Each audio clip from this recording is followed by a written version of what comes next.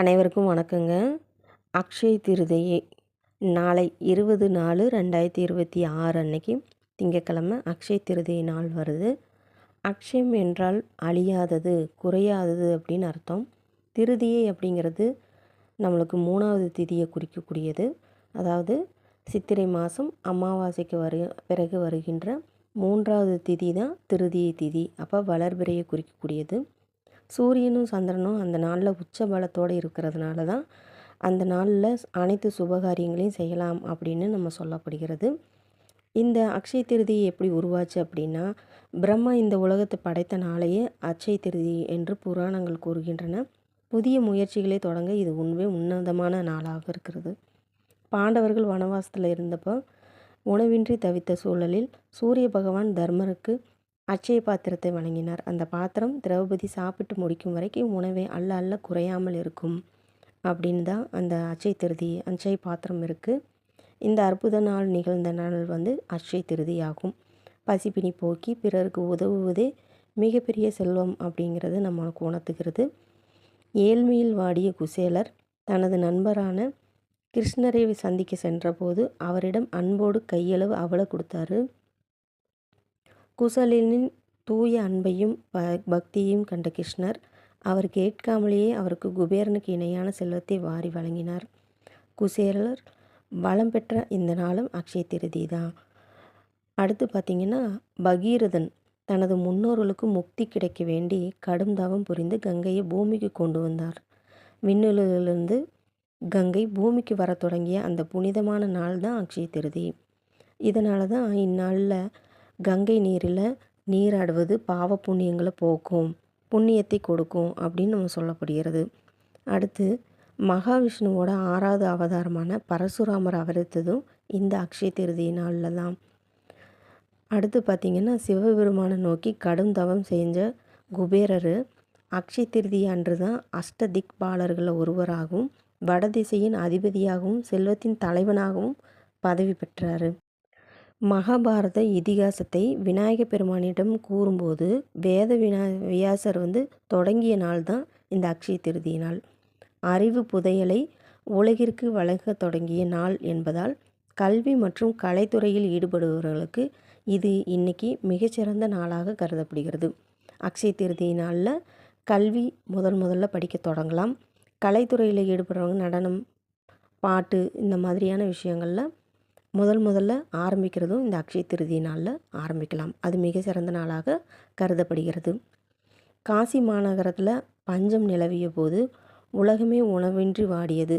அப்போது பார்வதி தேவி அன்னபூர்ணியாக அவதரித்து சிவபெருமானுக்கு பிச்சை எடுத்து உலக மக்களின் பசியை போக்கினார்.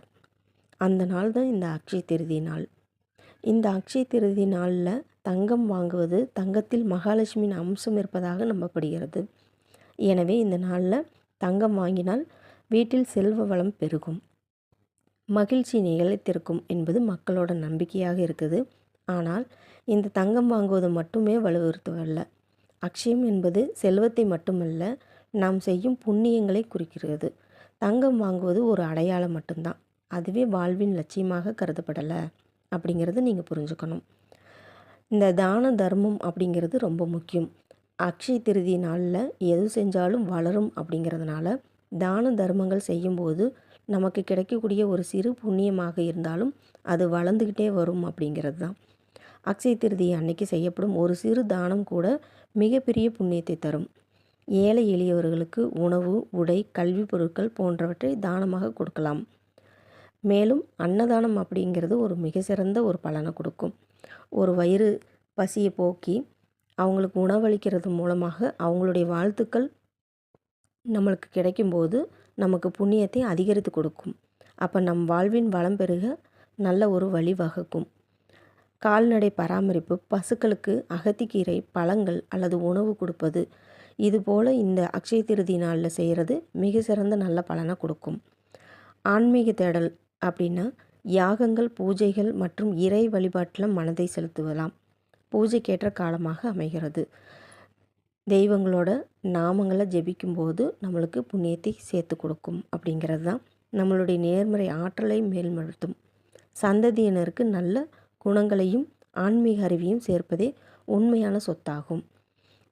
புதிய முயற்சிகள், அதாவது கல்வி கற்க தொடங்குறது, தொழில் தொடங்குறது, வீடு கட்டுறது போன்ற எந்த ஒரு சுபகாரியத்தையும் இந்த அக்ஷய திருதியை நாளில் நீங்கள் ஆரம்பிச்சிங்க அப்படின்னா அது வளர்ந்துக்கிட்டே இருக்கும். அது ஒரு நல்ல பலனை கொடுக்கும் அப்படிங்கிறது தான். தங்கம் வாங்குவது மகிழ்ச்சி தான், ஆனால் அதை கடனாக வாங்கக்கூடாது. எந்த ஒரு பொருளையுமே அக்ஷய திருதி நாள் அன்னைக்கு கடன் வாங்காமல் இருப்பது நல்லது அப்படிங்கிறது தான்.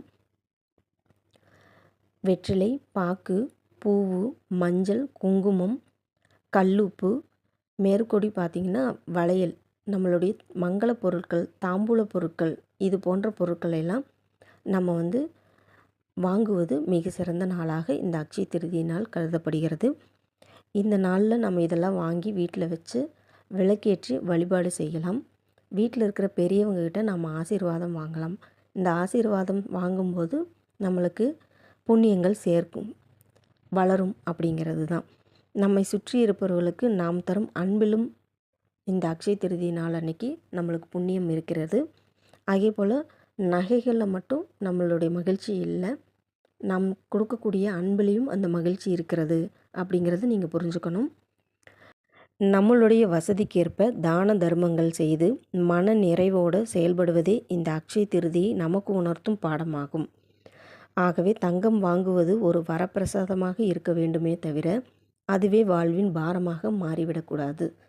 ஆகையால் இந்த அக்ஷய திருதி நாளில் நல்ல எண்ணங்களையும் நல்ல செயல்களையும் வளர்த்திவிட்டு இந்த அக்ஷய திருதியினால் அனைவருக்கும் அன்பை கொடுத்து மகிழ்ச்சியோடு வாழ எல்லாம் வல்ல இறைவனினோட பூரண ஆசியோடு உங்களை வாழ்த்துகிறேன். வாழ்க வளமுடன். நன்றி, வணக்கம்.